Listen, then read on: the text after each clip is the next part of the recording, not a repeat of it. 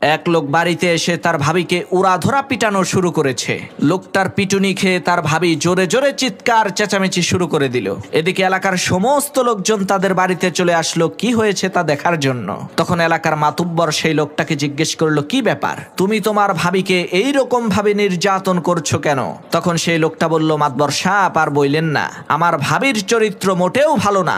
মাতবর বলল, আচ্ছা তাই নাকি? তো তোমার ভাবি কি এমন খারাপ কাজ করেছে যার কারণে তুমি তাকে এইরকম ভাবে পেটাচ্ছ?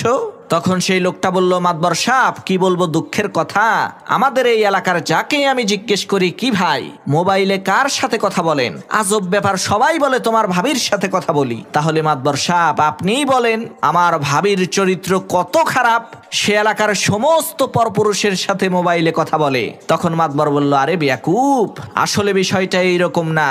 আসল বিষয় হলো ওই লোকেরা তাদের নিজেদের স্ত্রীর সাথেই মোবাইল